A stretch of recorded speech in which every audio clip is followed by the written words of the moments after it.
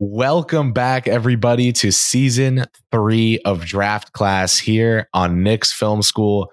I'm Kris Pursiainen, joined today by one of many KPs in the basketball world. One of them just chipped up. One of them is a lowly podcaster who's in some variation of his parents' basement.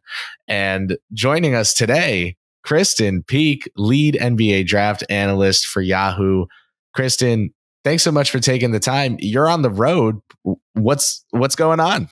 I know. I do this to myself every year. I'm like a glutton for punishment, but like right before the draft, USA Basketball always hosts their U17 trials. And this group of players, they just released their final 12-man roster to go to Istanbul, Turkey right after the draft. And it's just loaded. AJ Debonsa, Cameron Boozer, Koa Pete, Tyron Stokes. And so I've been in the gym with those guys for the last 3 days. NBA scouts were here for 2 of those days. So it's always good to kind of, just read the room, like find out what they're hearing. I tell them what I'm hearing. We just kind of swap just draft rumors. And especially, this close to the draft and in this draft in particularly, it is going to be organized chaos. I think there's only 3 teams that know exactly what they're going to do. Number 1, Atlanta, number 2, Washington, and number 55, Lakers, who are obviously, I think in my mind, it's a home run to take Bronny James. Anybody who is like trying to entertain otherwise is just like not reading the room in terms of, the things that LeBron has said in the past. So draft is chaos. I am at U17 trials, and yes, that's where we're at right now. I love Debonsa, and both Boozers are there, right? Yes, correct. Cameron and Caden, yeah. Fun roster. It's funny. I know I interviewed AJ yesterday for an interview, and then also Cameron and Caden together today for a video interview. And I asked both of them to give like a scouting report on each other because they're twins. Like there's nobody that knows their game better tthan each other. And Caden went into this like long answer, just totally praising his brother. And then Cameron's just like, he's a great facilitator and a great passer. And I was like, that's it. Like, he's all right. He's okay. He's okay. Yeah. But it's kind of been fun to go back and forth. But yes, draft season is here.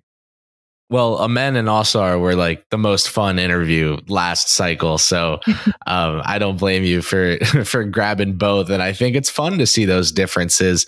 Speaking of differences, talk about the teams that don't know what they're doing yet in their big boards. Probably 30 different big boards. Like there's never going to be a perfect match, but this is a draft class. And we've spoken about this a lot on this show where there is so much variance in terms of where each team has these guys in general, just because of the kind of year it is.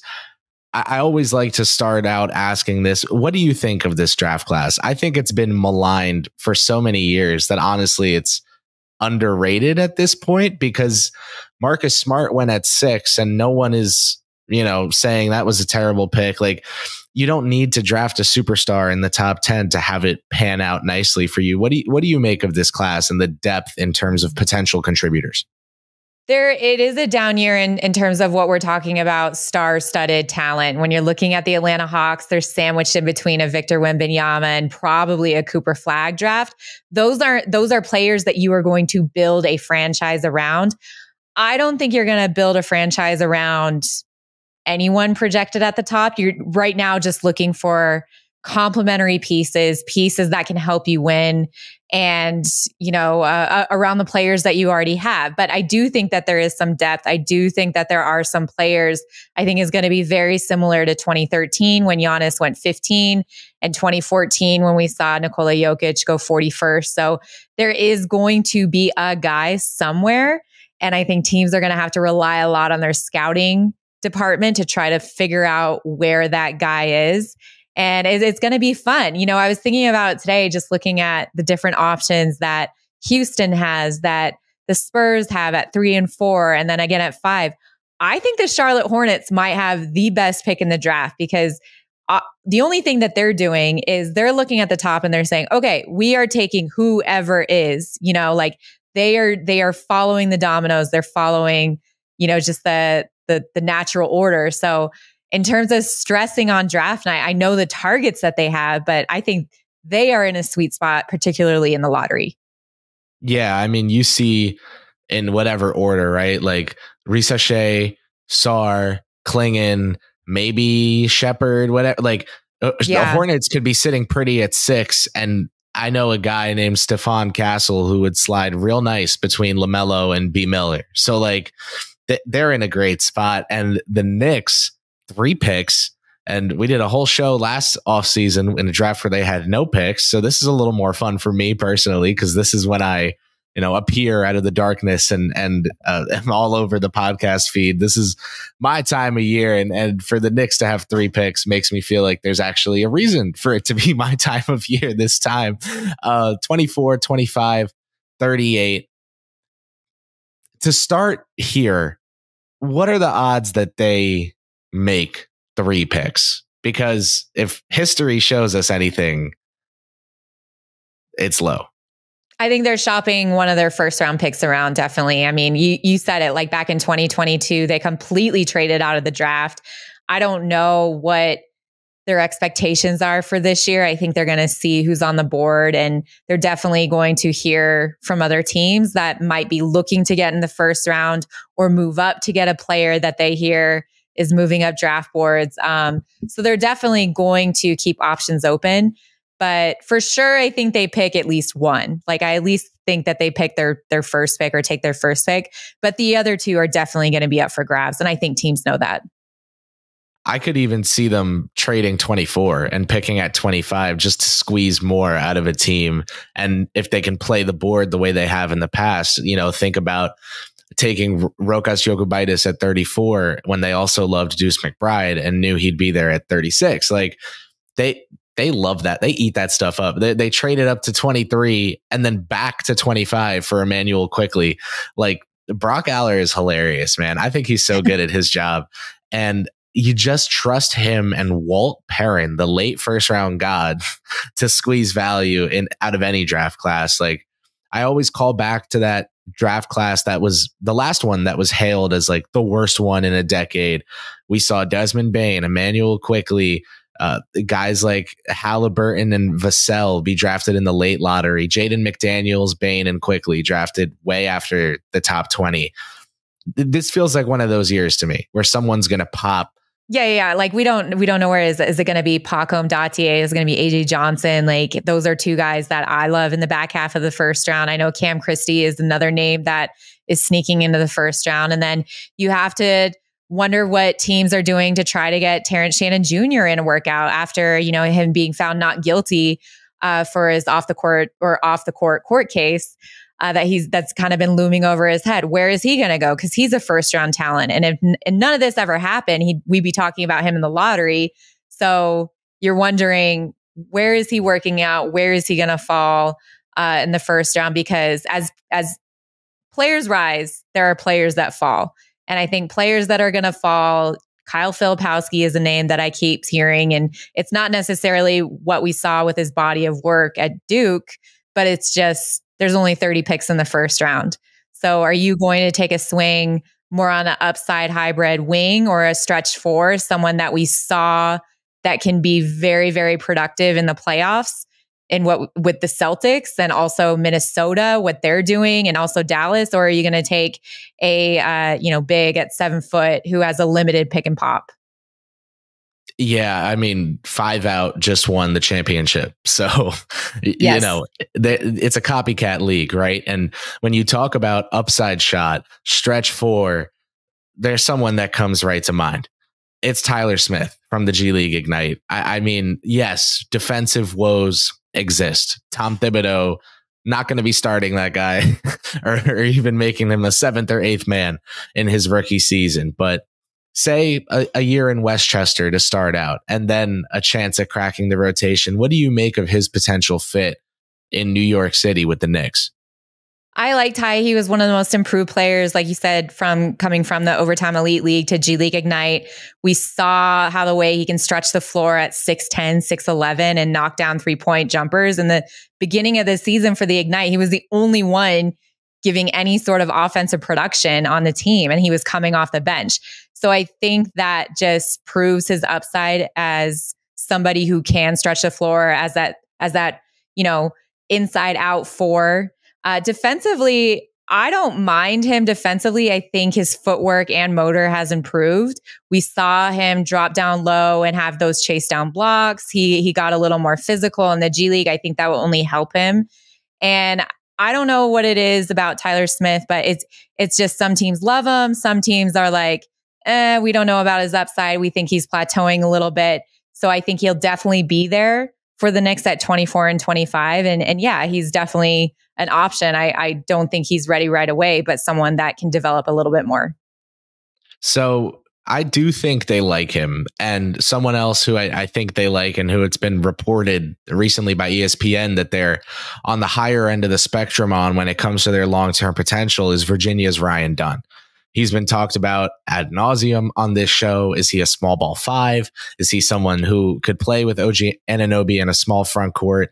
Do you use him as a roll man if the pop never exists? 20% three-point shooter in 2 years at Virginia. But if he is ready to go on one end of the floor to start, is that something? And what do you think his chances offensively are in the NBA?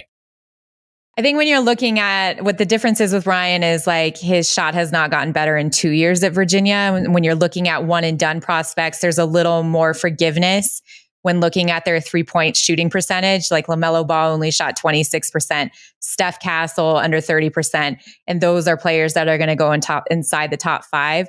Ryan showed up to the combine. He still did not shoot the ball well. He is by far the best perimeter defender in this draft class. And I think that's going to help him. I don't know if it's enough for him to get inside the first round, because like you said, there is that offensive liability. What are they going to do? Just hide him in the corner and just play four-man? I don't know what they're going to do. But yes, his defensive versatility, I think, is definitely going to help him. If he's there late 30s, he would be absolutely a great addition to the Knicks. The Knicks had both Dunn and Smith in for workouts. They even went to see Dunn on Long Island, someone who they had just today in for a workout, a shooter's shooter, North Carolina's number 3, Cormac Ryan. NBA for Cormac. I mean, he's 25 years old, 6'5", coming out of college. Little, I don't know, like Bo Nix, that kind of vibe. But the Knicks love these guys. The Knicks love guys that have played multiple years in college, that stayed and worked on their games and became more versatile, learned how to be a benefit when they're on the court. What do you think about Ryan, especially when it comes to the Knicks probably not minding having more floor spacers? If Cormac Ryan gets drafted at 25 years old, this draft is completely chaos. I don't think he's someone that they're looking to draft. I think they're looking more to pick him up maybe for a summer league spot or a potential two-way down the road. I don't think, because of his age, it's limited upside. You can go out and get a 6'5" shooter anywhere in the league. I mean, it's just, when you're looking at the draft and what people value and what teams value the most is youth and upside. And the clock is working against him in both those areas. So I'm not sure he's someone that they're actually considering with that late 30s pick. If they are, I think that would be shocking. He's not someone that I've seen or heard anybody on draft boards. But I love these workouts that all of these guys that are trying to make the league, that they get out and they're not afraid of the competition. They will go and work out whoever, whenever. I've talked to several players. They're like, I wake up, I don't even know what city I'm in. All I know is that I'm just fighting for a chance in the league. And I credit Cormac Ryan for going that route and trying to do everything he can to get a roster spot, whether that's a G League, whether that's a two-way, whether that's just through summer league. I love to see it. I would think he's not drafted and that he's one of the first calls the Knicks make when it comes to undrafted free agents. But we've seen guys take that route, right? Duncan Robinson, I'm not to say they're the same caliber of shooter or they'd have the same career arc, but that path to the league has been out there. Krysten, I've thrown enough names at you. When you're looking at the New York Knicks roster, are there any names in this draft class that stand out to you as great fits, even if they, are slightly out of the Knicks range at 24 and 25, or you think if they trade back in the 40s or 50s, someone could be there? Just when you think Tom Thibodeau, when you think players that complement Brunson and Randall, these high gravity all NBA players, who stands out to you in this year's class? I'll give you two names. One who I don't think will be there. Maybe they could package their two picks in the first round and trade up. Tristan de Silva out of Colorado, kind of a hybrid wing, 4-year player. It was him and KJ Simpson that were absolutely incredible at Colorado this year. Led him to a tournament. He's very productive, shoots the ball at a very high rate, really great passer. I think he's someone that a lot of teams are targeting in that 15 to 20 range, 15 to 22 range. So he might just be a little bit outside. In the second round, we saw Jalen Brunson and how he just got banged up continuously in the playoffs. I think Jamal Shead is going to be a long-term NBA pro. He's so tough. I don't care about his size, what he did at Houston, and it was so sad to see him go out with the injury the way he did. He came back for the combine, wasn't even 100%, and was by far the best floor general, by far the best facilitator there in the 5-on-5 scrimmages. I mean, some people were like, oh, Bronny James not picking up full court. Nobody would pick up Jamal Shead full court. Are you kidding me? He'd blow right by you. So he's someone that I am a little bit higher on, especially in the second round. I know a lot of people have him in that like 45 to 53 range. I think if you're looking for a reliable backup point guard who's tough, who's a two-way player, very productive offensively and defensively, already a system guy, Jamal Shead is by far, I think, my pick. I think of like Aaron Brooks and Jeff Teague, these point guards that have had success with Tom Thibodeau because he just loves them. He has a love affair with certain players who bring the hard-nosed, dog DNA to the table. Shead at the point of attack is like hilarious. I don't know how else to put it. He's like a 3-tech defensive lineman when he takes you at the top of the key and does not let you get comfortable, does not let you get into your first action. Do you think he'd be a consideration at 38, or would it be more of a trade down, and if not, hope he doesn't get drafted situation for the Knicks when it comes to Shead? Here's the thing in the second round. I mean, you're going to have an entire night to look at your draft boards, decide who you really want to zero in. Now you have 4 minutes to make your pick. It's not this like fast round robin thing. So I think in the second round, we're really going to see not who's best available on the board, because mind you, these picks in the second round aren't necessarily guaranteed money, right? So you're looking at two-way G League type players that could lead a secondary unit or fill a roster spot in case of injury. I don't see a problem taking Jamal late 30s. And I don't think teams are now considering the second round as like, okay, we just have to take who's next on our board, who's next on the board. They're really going to be able to take the time and reevaluate and try to look for team fit. And so the second round is just going to be like the land of misfit toys. Like you can choose your own adventure, pick. You have the luxury to really feel comfortable with who you're picking, instead of just this like, okay, we're on the clock. Who's left? Who are we doing? Or does anybody want to trade? What's happening? So we're going to see a different dynamic, I think, in the second round this year. Yeah, I've talked about it almost being like NFL teams. I think this is a third NFL reference in this episode, but when they see a potential franchise quarterback, like who cares what slot you're at? Just take your guy. But if they're gone, you don't have that opportunity. And buzz has been heating up with Tyler Kolek potentially going to the Phoenix Suns a couple spots before the Knicks are on the board. I think the Knicks are high on Kolek. He seems like a Thibodeau type. He seems like someone who could come in day one and play off of, play alongside Deuce McBride in the Knicks second unit, particularly if the Knicks face an injury at the guard spot. He would be really important depth to have. Does it look like he'll be gone by the time the Knicks are on the clock? He'll be gone. That is almost as sure of a pick as Bronny James 55 to the Lakers.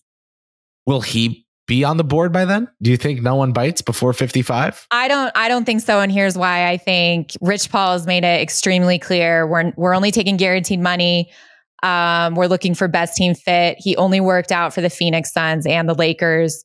And I think other teams, because Clutch is such a massive agency, they don't want to disrupt future players, future options that could come up with Clutch and Rich Paul. So I think the floodgates are just going to open. Everyone's just going to step aside, and Bronny James is going to be a Laker at 55. Nobody wants to play chicken with Rich Paul for Bronny James. Right. It's not worth it. This isn't a franchise player. Like, this is someone that still is 2 years, I think, out from actually giving meaningful minutes in the NBA. So yeah, that's my take on draft night. I think everyone's just going to step aside. ESPN is going to talk relentlessly about it on the second night until he's finally drafted. And then we can all just, as media members, just, calm down the circus until Summer League, and then until preseason, and then until the first game, and, on and on from there. And then then we get the farewell tour. It's all going to happen. Mark my words. DraftKings, when you go into the NBA section, there was NBA Finals, game 5, NBA like futures, next year title winner, NBA draft, Bronny James. The kid had his own segment from where he was going. For where he was going, he had his own section. They couldn't even have just snuck it in an NBA draft. So I do feel almost bad about the coverage he's getting because it's so much pressure. That said, I like him as a prospect. Like, if this whole thing wasn't going on, I think he'd be a nice fit for the Knicks, the Westchester squad. But it's just, there's too much going on. Here's what I want to say about Bronny, because I've covered him now for 5 years, and I know this is Knicks Central, and people are sick of hearing about Bronny James. Covered him for 5 years. He is a hard worker. He's a workhorse. He's a great teammate. Players love playing with him. Everything that he's gone through, all the pressure, he's still a great kid. He still loves the game. This isn't just like his dad's dream. He actually loves the game of basketball. We're all forgetting that he had cardiac arrest and heart surgery in August and was back on the floor in December. I don't want to hear about his USC stats. Nobody played good at USC. We need to forget that year even happened. And yeah, he's a prospect. He definitely is a prospect, but his name is James, and his dad is one of the greatest to ever play the game. So people have a lot to say about him. Speaking of USC and speaking of players that are going to fall down in the draft board, I had Tyrese Maxey like top 8, I want to say, that year. And he goes at 21 to Philly, and my jaw was just on the floor. Isaiah Collier, man. So what's going on? Because he can get to the rim. He's strong, bull in the paint. But was it just, is there like a stink around this year for USC that's making teams want to, kind of fend off the hype? What is there a chance he's there at 24? I think there is a chance that Isaiah Collier could fall to 24. I think that would be a steal of the draft if he's there. I mean, and here's what I'll say. He was the number 1 recruit coming out of high school. And people always say that, but the high school class he was coming out of wasn't great either. So it was just kind of blindly throwing darts at a board and be like, okay, Isaiah Collier, you're number 1. His turnover, he's a little turnover prone, right? He doesn't make that quick decision making off the PNR, and his 3-point jump shot, whether that's catch and shoot or off the dribble, has not had a lot of success. And we haven't seen a lot of improvement, even from high school to college to now. So I think that's the only reason. But yes, NBA body ready. I think the spacing is really going to cater to him in the NBA. And he's already got the strength and power, with his size as a primary ball handler. So he is someone. We saw Cam Whitmore fall to 20. I think Isaiah Collier, and he had a great year in Houston. I think Isaiah Collier could be on the same path if he does, in fact, fall. It's bizarre to me, especially in a year where things are so uncertain, as we've talked about, to have a guy who has nothing surefire, but as close to surefire as you'll look at in this draft class when it comes to a valuable skill. Like Dunn, okay, elite defense. Like he and OG Anunoby would just terrorize passing lanes, but you understand a fall because of the lack of offense, right? The Knicks I don't think they've drafted someone with an OBPM lower than like 5 in the top 40, and his is less than 1. So, like you can understand a fall. Collier is it's so bizarre to me because he seems like he's just at least going to, like, if he doesn't pan out, he'll be a good, I want to say not like better than Jaden Springer, but that's something, right? Like I don't know. I don't get it. I have one more name for you. Okay. Maybe the most interesting prospect in this draft class in terms of off the court, right? Doesn't he speak like 6 languages or something? Bobi Klintman. Do you think he could be there? He did a year at Wake Forest. He got some NBA buzz. He decided to go to the NBL in Australia. He played for the Cairns Taipans and turned in a better season. I think he bet on himself, and it worked in the sense where now, even if he doesn't maybe go higher than he would have last year in a worse draft class, he'll have a more defined role when he gets to the league. Do you like him for New York? Might he be there in that late first? Yeah, I definitely think he's going to be there. I don't know if in terms of his upside, if that's what teams are looking for. I mean, they want to see more production off his perimeter game. He attempts a lot of threes, doesn't make a lot of them. When he was in Cairns, I mean, I went over to Cairns and I went over to Australia and saw him in Cairns, and it was like the coach just let him play freely. And the other guys that were there, Trenton Flowers, AJ Johnson, they were like jealous of him and his system. And so on film, you watch him and you're like, yes, I want that guy. Now, how does he realistically fit into an NBA system? I'm not sure yet. That's why I think he might be there later in the first round or even early second rounds. But again, like, this is the draft of, if you love a guy and you want him, these teams will do whatever they can to go out and get him because you don't know what you're getting. So if you are 100% sure about Bobi Klintman and you want him before any other team, you don't want to wait to see if he's there at 38, then yes, I could see them taking him at 25. You make like Nike and just do it. I could see him reeking of Boston at 30. But Krysten, I know that's all your time. I want to thank you profusely for making time to come join me on Draft Class here with Knicks Film School. To my listeners and viewers who somehow, some way, somewhere are not plugged in to Krysten's draft coverage, please go fix that. We'll have her linked below in the description. Thanks so much for coming back to season 3 of Draft Class. Thank you so much to Krysten Peek for taking the time to join us. And I hope you all have a great weekend. See you soon.